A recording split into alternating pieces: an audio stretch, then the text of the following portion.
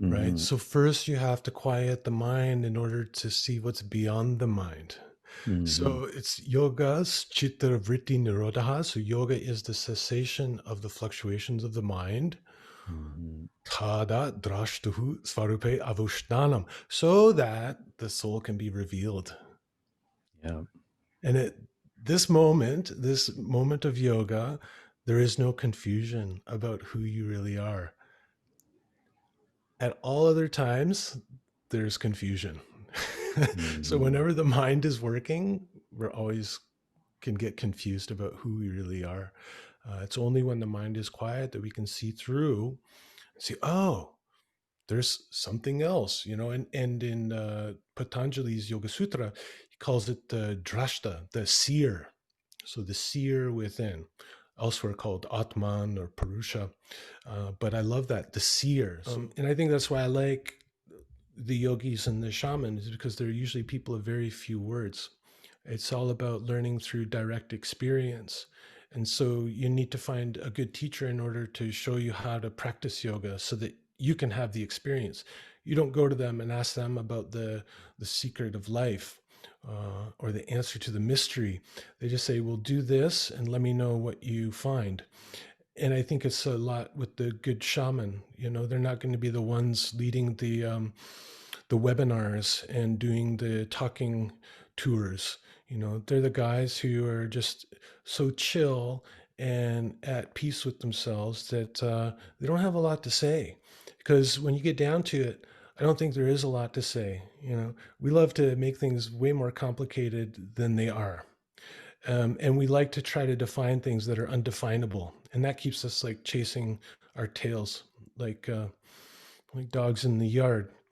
Um, so I wanted to keep the book short and sweet and just give like kind of the straight goods, like just enough to help people see these same connections and maybe get them interested in a different approach to yoga and maybe also a different approach to plant medicine, because I think that's something I end up offering too, is a little alternative perspective to the whole um, idea of plant medicine as it started to propagate in our culture.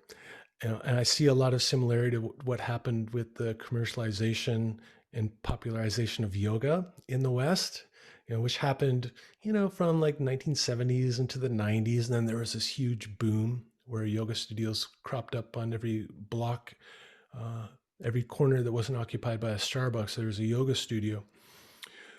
I started to see some of the same patterns in the plant medicine or psychedelic world. As soon as we get our hands on something, we want to commodify it, and what that entails creates, a lot of trouble. Um, a lot of people who need to then become an authority or an expert or a master, and then all of the aspiration to be that too, to find that level of affluence or success or charisma. And so then you start selling it down the pyramid to everybody else through the trainings and such. So it's this whole fucking merry-go-round in the spiritual, in the Western spiritual world, quote unquote spiritual. So I didn't want to feed that. Whenever I ask the shaman, I love to do this kind of research. I always ask a shaman a couple questions. I go, you know, with all the gringos that you see coming down here, thousands of them, some of these people have worked with thousands of people from the north or wherever. I say, what's the biggest problem that you see with these people? Like just between you and me, like, what's the straight goods? All of them so far have told me, well, it's pretty simple actually. Down here when we work with locals, it's pretty complicated. There's all these like ideas about witchcraft and sorcery and all this kind of stuff. You got the bad spirit from that tree that you pissed on the other day. Like it's really complicated, right? It's like with the gringos, pretty simple actually. You guys think too much, you talk too much, you read too much, you watch too much TV. You live too much in your heads, not enough in your hearts. And I've heard variations of that from different people, from different traditions. Basic thing is you guys think way too fucking much and it's causing you a lot of problems. All of your distress, if you just stop that, you'll find actually there's not much of a problem at all.